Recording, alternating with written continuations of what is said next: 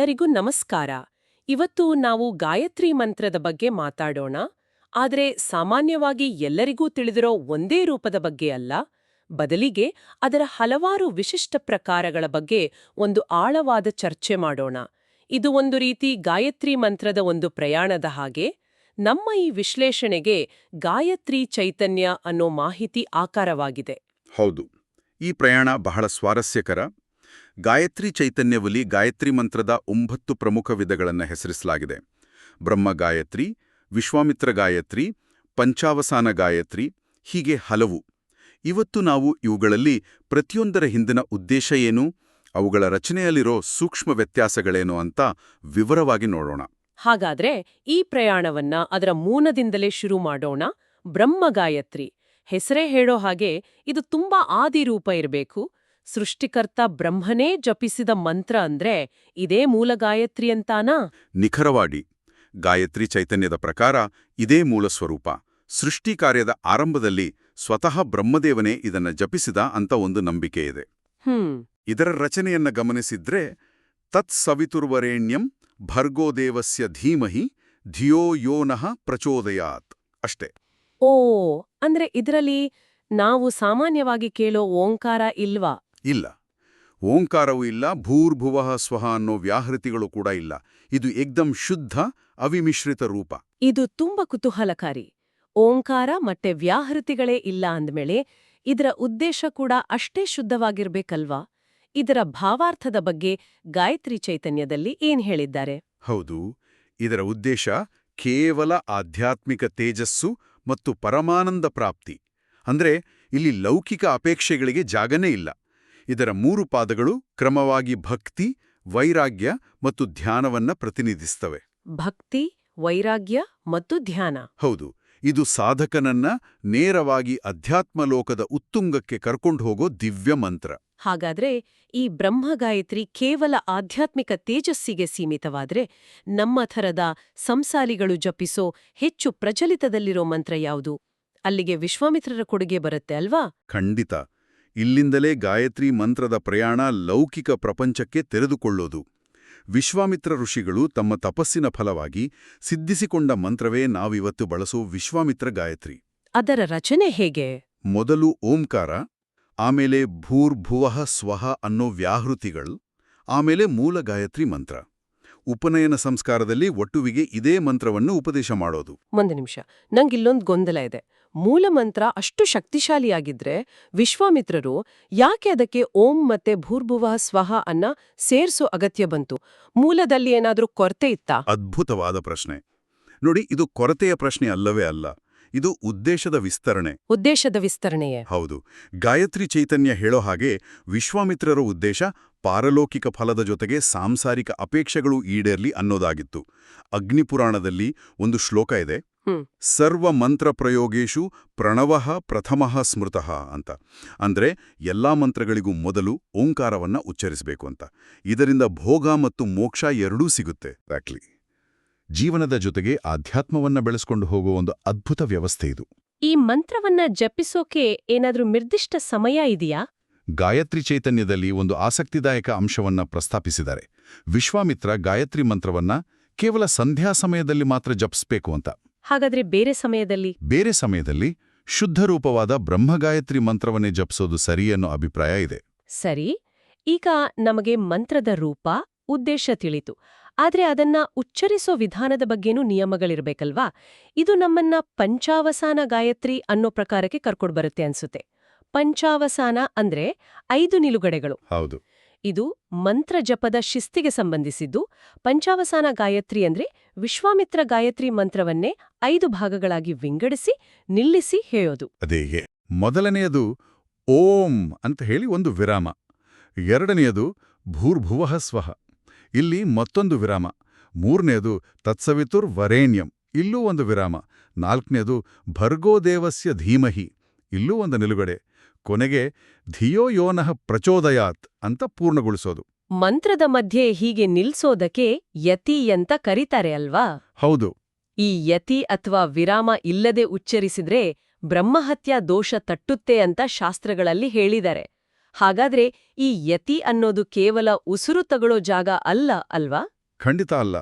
ಅದೊಂದು ರೀತಿಯಲ್ಲಿ ಸಂಗೀತದಲ್ಲಿ ಸ್ವರಗಳ ನಡುವಿನ ಮೌನಕ್ಕಿರೋ ಮಹತ್ವದ ಹಾಗೆ. ವಾವ್, ಒಳ್ಳೆ ಹೋಲಿಕೆ. ಅದು ಕೇವಲ ಭೌತಿಕ ವಿರಾಮ ಅಲ್ಲ, ಮಾನಸಿಕ ಮತ್ತು ಶಕ್ತಿಯ ವಿರಾಮ ಕೂಡ.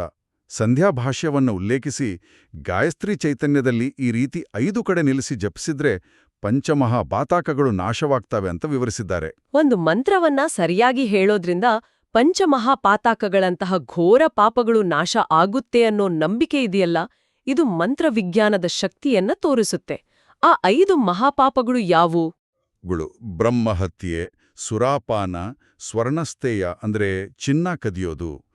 4ನೇದು ಗುರುತಲ್ಪ ಗಮನ ಅಂದ್ರೆ ಗುರುಪತ್ನಿಯನ್ನು ಸೇರುವುದು. ಮತ್ತು 5ನೇದು ಈ ಪಾಪ ಮಾಡಿದವರ ಜೊತೆ ಸಹವಾಸ ಮಾಡೋದು. ಓ, ಅಂದಹಾಗೆ ಆರಂಭದಲ್ಲಿ ಕಲಿಯುವಾಗ ಈ ರೀತಿ ನಿಲ್ಲಿಸಿ ಹೇಳೋದು ಅಕ್ಷರ ಉಚ್ಚಾರಣೆ ಸ್ಪಷ್ಟಾಗೋಕ್ಕೂ ಸಹಾಯ ಮಾಡುತ್ತೆ. ಈಗ ನೋಡಿ, ವಿಷಯ ನಿಜವಾಗಲೂ ಕುತೂಹಲಕಾರಿಯಾಗ್ತಿದೆ. ಇದುವರೆಗೂ ಚರ್ಚೆ ಮಾಡಿದ ಮಂತ್ರಗಳು ಎಲ್ಲರಿಗೂ ಅನ್ವಯ ಆಗೋ ಹಾಗಿದ್ವು. ಆದ್ರೆ ಈಗ ಷಡೋಂಕಾರ ಗಾಯತ್ರಿ ಮಂತ್ರ, ಇದ್ರಲ್ಲಿ 6 ಬಾರಿ ಓಂಕಾರ ಬರುತ್ತೆ. ಮತ್ತು ಇದು ಎಲ್ಲರಿಗೂ ಅಲ್ಲ, ಕೇವಲ ಯತಿಗಳಿಗೆ ಮತ್ತೆ ಸನ್ಯಾಸಿಗಳಿಗೆ ಮಾತ್ರ. ಅಂದ್ರೆ ಇದ್ರ ಶಕ್ತಿ ಎಷ್ಟಿರ್ಬೋದು? ಯಾಕೆ ಈ ನಿರ್ಬಂಧ? ನಿಮ್ಮ ಕುತೂಹಲ ಸರಿಯಿದೆ. ಅದರ ರಚನೆಯಲ್ಲೇ ಉತ್ತರ ಇದೆ. ಅದು ಹೀಗಿದೆ: ಓಂ ಭೂಹ, ಓಂ ಭುವಃ, ಓಂ ಸ್ವಃ, ಓಂ ಮಹ, ಓಂ ತತ್ ಸವಿತುರ್ ಪ್ರಚೋದಯಾತ್. ಒಂದು ನಿಮಿಷ, ಇಲ್ಲಿ ಭೂಹ, ಭುವಃ, ಸ್ವಃ ಜೊತೆಗೆ ಮಹಾ ಅಂತ ಒಂದು ಹೊಸ ವ್ಯಾಹೃತಿ ಬಂದಿದೆ. ಎಕ್ಸಾಕ್ಟ್ಲಿ, ಅದೇ ಇಲ್ಲಿರೋ ವಿಶೇಷ. ಮಹಾ ಅನ್ನೋದು 4ನೇ ಉನ್ನತ ಲೋಕವಾದ ಮಹರ್ಲೋಕವನ್ನ ಸೂಚಿಸುತ್ತೆ. ಹಾಗಾದ್ರೆ ಇದು ಕೇವಲ ಒಂದು ಪದದ ಸೇರ್ಪಡೆ ಅಲ್ಲ, ಇದರ ಹಿಂದಿನ ತತ್ವವೇ ಬೇರೆ ಇರಬೇಕು. ಖಂಡಿತ. ಭೂಹ್, ಭುವಃ, ಸ್ವಃ ನಮ್ಮ ಪ್ರಾಪಂಚಿಕ ಲೋಕಗಳನ್ನ ಪ್ರತಿನಿಧಿಸಿದ್ರೆ, ಮಹಾ ಅನ್ನ ಸೇರಿಸಿದಾಗ ಸಾಧಕ ತನ್ನ ಪ್ರಜ್ಞೆಯನ್ನ ಸಂಪೂರ್ಣವಾಗಿ ಪಾರಮಾರ್ಥಿಕ ಸ್ತರಕ್ಕೆ ಏರಿಸ್ತಾ ಇದ್ದಾನೆ ಅಂತ ಅರ್ಥ. ಅದಕ್ಕೇನಾ ಇದನ್ನ ಗೃಹಸ್ಥರು ಜಪಿಸಬಾರದು ಅಂತ ಹೇಳೋದು? ಹೌದು. ಗೃಹಸ್ಥಲ ಕರ್ತವ್ಯ ಮತ್ತು ಗಮನ ಮೊದಲ 3 ಲೋಕಗಳಲ್ಲೇ ಇರುತ್ತೆ. ಆದರೆ ಇಂದ್ರಿಯ ನಿಗ್ರಹ ಮಾಡಿ ಎಲ್ಲವನ್ನೂ ತ್ಯಜಿಸಿದ ಯತಿಗಳು, ಸನ್ಯಾಸಿಗಳು ಮಾತ್ರ ಈ ಉನ್ನತ ಪ್ರಜ್ಞೆಯ ಸ್ತರಕ್ಕೆ ಏರಲು ಅರ್ಹರು. ಅದಕ್ಕೆ ಇದರ ಆಚರಣೆ ತುಂಬಾ ವಿರಳ. ಇದು ಮಂತ್ರದ ಶಕ್ತಿಯನ್ನ ಒಂದು ನಿರ್ದಿಷ್ಟ ಗುರಿಗಾಗಿ ಕೇಂದ್ರೀಕರಿಸೋ ತಂತ್ರದ ಹಾಗೆ ಕಾಣ್ತಿದೆ. ಇದೇ ಥರದ ಇನ್ನೊಂದು ಶಕ್ತಿವರ್ಧಕ ತಂತ್ರ ಸಂಪುಟ ಗಾಯತ್ರಿಯಲ್ಲೂ ಇದೆ ಅಲ್ವಾ? ಸಂಪುಟ ಅಂದ್ರೆ ಒಂದು ಚೌಕಟ್ಟು. ಮಂತ್ರವನ್ನ ಹೇಗೆ ಚೌಕಟ್ಟಿನಲ್ಲಿ ಬಂಧಿಸೋಕ್ ಸಾಧ್ಯ? ಇಲ್ಲಿ ಸಂಪುಟ ಅಂದ್ರೆ ಮಂತ್ರವನ್ನ ಓಂಕಾರದಿಂದ ಬಂಧಿಸೋದು. ರಚನೆ ಹೀಗಿದೆ: ಮೊದಲು ಓಂಕಾರ, ಆಮೇಲೆ ವ್ಯಾಹೃತಿಗಳು, ಆಮೇಲೆ ಮತ್ತೆ ಓಂಕಾರ, ನಂತರ ಗಾಯತ್ರಿ ಮಂತ್ರ ಮತ್ತು ಕೊನೆಯಲ್ಲಿ ಮತ್ತೊಮ್ಮೆ ಓಂಕಾರ. ಓ, ಅಂದ್ರೆ ಮಂತ್ರದ ಆದಿ ಮತ್ತು ಅಂತ್ಯದಲ್ಲಿ ಓಂಕಾರ. ಇದು ಕೇಳೋಕೆ ಆಧುನಿಕ ಭೌತಶಾಸ್ತ್ರದಲ್ಲಿ ಶಕ್ತಿಯನ್ನ ಹಿಡಿದಿಡೋಕೆ ಕಂಟೈನ್ಮೆಂಟ್ ಫೀಲ್ಡ್ ಬಳಸೋ ಕಲ್ಪನೆಯನ್ನ ನೆನಪಿಸುತ್ತೆ. ಅತ್ಯುತ್ತಮ ಹೋಲಿಕೆ. ಇಲ್ಲಿರೋ ತತ್ವಾನೂ ಬಹುತೇಕ ಅದೇ. ಮಂತ್ರದ ಆರಂಭದಲ್ಲಿರೋ ಓಂಕಾರ ಮಂತ್ರದ ಸಾಮರ್ಥ್ಯ ಹೊರಗೆ ಸೋರಿ ಹೋಗದ ಹಾಗೆ ತಡೆದ್ರೆ, ಕೊನೆಯಲ್ಲಿರೋ ಓಂಕಾರ ಜಪದಿಂದ ಉತ್ಪತ್ತಿಯಾದ ಶಕ್ತಿಯನ್ನ ಸಾಧಕನಲ್ಲೇ ಸಂರಕ್ಷಿಸಲು ಸಹಾಯ ಮಾಡುತ್ತೆ. ಸೊ ಇದೊಂದು ರೀತಿಯ ಎನರ್ಜಿ ಕನ್ಸರ್ವೇಷನ್ ಟೆಕ್ನಿಕ್. ಹೌದು. ಇದನ್ನ ಸಾಮಾನ್ಯವಾಗಿ ವಾನಪ್ರಸ್ಥಾಶ್ರಮಿಗಳು ಮತ್ತೆ ಯತಿಗಳು ಜಪಿಸ್ತಾರೆ. ಇದುವರೆಗೂ ನಾವು ಚರ್ಚಿಸಿದ್ದು ಮಂತ್ರಕ್ಕೆ ಹೊಸ ಅಂಶಗಳನ್ನ ಸೇರ್ಸೋದು ಅಥವಾ ಅದರ ರಚನೆನ ಬದಲಾವಿಸೋದು. ಆದ್ರೆ ಈಗ ನಾವು ಮಾತಾಡ್ಲಿರೋ ರಜೋ ಅಥವಾ ಚತುಷ್ಪಾದ ಅಥವಾ ತುರಿಯ ಗಾಯತ್ರಿ ಮಂತ್ರದಲ್ಲಿ ಒಂದು ನಿಗೂಢವಾದ 4ನೇ ಪಾದವನ್ನೇ ಸೇರಿಸಲಾಗಿದೆ. ಇದು ಭಾಗ ಆಸಕ್ತಿದಾಯಕವಾಗಿದೆ. ಹೌದು. ಇದು ಗಾಯತ್ರಿ ಮಂತ್ರದ ಅತ್ಯಂತ ಗೂಢ ಮತ್ತು ಶಕ್ತಿಶಾಲಿ ರೂಪಗಳಲ್ಲಿ ಒಂದು. ಇದರ 4ನೇ ಪಾದ ಪರೋರಜಸೇ ಸಾವದೋಂ. ಬೃಹದಾರಣ್ಯಕ ಉಪನಿಷತ್ತಿನಲ್ಲಿ ಇದರ ಉಲ್ಲೇಖ ಇದೆ. ಪರೋರಜಸೇ ಸಾವದೋಂ. ಹೌದು. ಮೊದಲ 3 ಪಾದಗಳು ಸ್ಪಷ್ಟವಾಗಿವೆ. ಆದರೆ ಈ 4ನೇ ಪಾದ ಇದೆಯಲ್ಲ, ಇದು ಅಸ್ಪಷ್ಟ, ಗೂಢಾರ್ಥ ಉಳ್ಳದು. ಇದೇ ಕಾರಣಕ್ಕೆ ಇದನ್ನ ಗಾಯತ್ರಿಯ ತುರಿಯ ಅಂದ್ರೆ 4ನೇಯ, ಎಲ್ಲದಕ್ಕೂ ಮೀರಿದ ಪಾದ ಅಂತಾರೆ. ಕೌಶಿಕರನ್ನ ಸೋಲ್ಸಿದ್ರು ಅನ್ನೋ ಕಥೆ ಇದೆಯಲ್ಲ. ಹೌದು. ಆ ಘಟನೆ ಈ ಮಂತ್ರದ ಶಕ್ತಿಗೆ ಒಂದು ಉತ್ತಮ ಉದಾಹರಣೆ. ಕೌಶಿಕ ಚಕ್ರವರ್ತಿ ವಸಿಷ್ಠರ ಕಾಮಧೇನುವನ್ನ ಅಪಹರಿಸೋಕೆ ಪ್ರಯತ್ನಿಸಿದಾಗ ವಸಿಷ್ಠರು ತಮ್ಮ ಬ್ರಹ್ಮದಂಡದಿಂದ ಈ ತುರಿಯ ಗಾಯತ್ರಿ ಶಕ್ತಿಯನ್ನ ಆವಾಹನೆ ಮಾಡ್ತಾರೆ. ಆಮೇಲೆ ಕೌಶಿಕನ ಇಡೀ ಸೈನ್ಯವನ್ನ, ಅವನ ಶಸ್ತ್ರಾಸ್ತ್ರಗಳನ್ನ ನಿಷ್ಕ್ರಿಯಗೊಳಿಸ್ಬಿಡ್ತಾರೆ. ಒಬ್ಬ ರಾಜನ ಕ್ಷಾತ್ರಬಲ ಒಬ್ಬ ಋಷಿಯ ಬ್ರಹ್ಮ ತೇಜಸ್ಸಿನ ಮುಂದೆ ಹೇಗೆ ಮಂಡಿಯೂರಿತು ಅನ್ನೋಕೆ ಈ ಘಟನೆ ಸಾಕ್ಷಿ. ಅದೇ ಸೋಲು ಆಮೇಲೆ ವಿಶ್ವಾಮಿತ್ರರ ತಪಸ್ಸಿಗೆ ಪ್ರೇರಣೆ ಆಗಿದ್ದು? ಖಂಡಿತ. ಆ 4ನೇ ಪಾದದಲ್ಲಿ ಅಷ್ಟು ಅಗಾಧ ಶಕ್ತಿ ಅಡಗಿದೆ. ಹಾಗಾದ್ರೆ ಇದನ್ನ ಸಾಮಾನ್ಯರು ಜಪಿಸೋ ಹಾಗಿಲ್ಲ. ಇದರ ಅಭ್ಯಾಸಕ್ಕೆ ಕಠಿಣ ನಿಯಮಗಳಿರ್ಬೇಕಲ್ವಾ? ಖಂಡಿತ. ಇದನ್ನ ಉನ್ನತ ಜೀವಿದ್ಯಾ ಸಾಧಕರು ಮತ್ತು ಸನ್ಯಾಸಿಗಳು ಮಾತ್ರ ಜಪಿಸ್ತಾರೆ. ಶಾಸ್ತ್ರದ ಪ್ರಕಾರ ಗಾಯತ್ರಿ ಜಪದ ಒಟ್ಟು ಸಂಖ್ಯೆಯಲ್ಲಿ 8ನೇ 1 ಭಾಗದಷ್ಟು ಈ 4ನೇ ಪಾದವನ್ನ ಜಪಿಸ್ಬೇಕು ಅನ್ನೋ ನಿಯಮ ಕೂಡ ಇದೆ. ಇದರ ಫಲ ಏನು? ಎಲ್ಲ ಪಾಪಗಳನ್ನ ಅಗ್ನಿ ಕಟ್ಟಿಗೆಯನ್ನ ಸುಡೋ ಹಾಗೆ ದಹಿಸೋ ಶಕ್ತಿ ಪಡೆಯೋದು. ಅದ್ಭುತ. ಕೊನೆಯದಾಗಿ ಶತಾಕ್ಷರಿ ಗಾಯತ್ರಿ ಮಂತ್ರದ ಬಗ್ಗೆ ಸಂಕ್ಷಿಪ್ತವಾಗಿ ತಿಳಿಸಿ. ಇದು ಉಳಿದವುಗಳಿಗಿಂತ ಹೇಗೆ ಬೇರೆ? ಗಾಯತ್ರಿ ಚೈತನ್ಯದ ಪ್ರಕಾರ ಇದು ಒಂದು ತಾಂತ್ರಿಕ ಸ್ವರೂಪದ ಪ್ರಾರ್ಥನೆ. ಇದರಲ್ಲಿ ದುರ್ಗಾದೇವಿ, ಮಹಾದೇವ ಮತ್ತು ವಿಷ್ಣುವಿಗೆ ಉದ್ದೇಶಿಸಿದ 3 ಋಗ್ವೇದ ಮಂತ್ರಗಳನ್ನ ಮತ್ತು ಪ್ರಪಂಚಸಾರ ತಂತ್ರ ಅನ್ನೋ ಗ್ರಂಥದ ಶತಾಕ್ಷರಿ ವಿಧಿಯನ್ನ ಬಳಸಿ ರಚಿಸಲಾಗಿದೆ. ಓ, ಹಾಗಾದ್ರೆ ಇದು ಶುದ್ಧ ವೈದಿಕ ಮಂತ್ರ ಅನ್ನೋದಕ್ಕಿಂತ ಒಂದು ತಾಂತ್ರಿಕ ಪ್ರಾರ್ಥನೆ. ಹೌದು. ಗಾಯತ್ರಿ ಮಂತ್ರದ ಚೈತನ್ಯವನ್ನ ತಾಂತ್ರಿಕ ಮಾರ್ಗದಲ್ಲಿ ಬಳಸ್ಕೊಳ್ಳೋ ಒಂದು ಪ್ರಾರ್ಥನೆ ಅನ್ನೋದು ಹೆಚ್ಚು ಸರಿ. ಹಾಗಾದ್ರೆ ಈ ಎಲ್ಲಾ ಚರ್ಚೆಯ ಸಾರಾಂಶವೇನು? ಇವತ್ತಿನ ನಮ್ಮ ಚರ್ಚೆಯಿಂದ ಗಾಯತ್ರಿ ಮಂತ್ರ ಕೇವಲ ಒಂದು ಸ್ಥಿರ ರೂಪ ಅಲ್ಲ, ಬದಲಿಗೆ ಅದೊಂದು ಆಧ್ಯಾತ್ಮಿಕ ಟೂಲ್ ಕಿಟ್ ಇದ್ದಾಗೆ.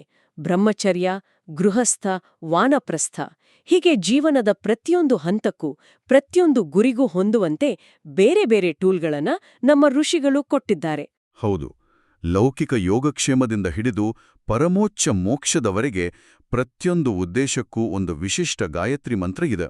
ಇದನ್ನ ಒಂದು ವಿಶಾಲವಾದ ದೃಷ್ಟಿಕೋನದಲ್ಲಿ ನೋಡಿದ್ರೆ ಗಾಯತ್ರಿ ಚೈತನ್ಯವು ಈ ಮಂತ್ರಗಳನ್ನ ಹೇಗೆ ಜಪಿಸಬೇಕು ಅನ್ನೋದ್ರ ಜತೆಗೆ ಯಾಕೆ ಆ ರೀತಿ ಜಪಿಸಬೇಕು ಅನ್ನೋದರ ಹಿಂದಿನ ತತ್ವವನ್ನು ವಿವರಿಸುತ್ತೆ. ಆದರೆ ಇದು ನಮ್ಮಲ್ಲಿ ಒಂದು ಆಳವಾದ ಪ್ರಶ್ನೆಯನ್ನು ಹುಟ್ಟಾಕುತ್ತೆ. ಈ ಎಲ್ಲ ವಿಭಿನ್ನತೆಗಳನ್ನು ತಿಳಿದ ನಂತರ ಮಂತ್ರದ ಬಗೆಗಿನ ನಮ್ಮ ಗ್ರಹಿಕೆ ಹೇಗೆ ಬದಲಾಗುತ್ತೆ? ಅದು ಕೇವಲ ಒಂದು ನಿಯಮಬದ್ಧ ಕಠಿಣ ಪಠಣವಾಗಿ ಉಳಿಯುತ್ತಾ, ಅಥವಾ ನಮ್ಮ ವೈಯಕ್ತಿಕ ಆಧ್ಯಾತ್ಮಿಕ ಪ್ರಯಾಣಕ್ಕೆ ನಮ್ಮದೇ ಆದ ಗುರಿಗಳಿಗೆ ತಕ್ಕಂತೆ ಹೊಂದಿಕೊಳ್ಳುವ ಒಂದು ಜೀವಂತ ಸಾಧನವಾಗುತ್ತಾ? ಈ ಬಗ್ಗೆ ಪ್ರತಿಯೊಬ್ಬರೂ ಚಿಂತಿಸಬಹುದು.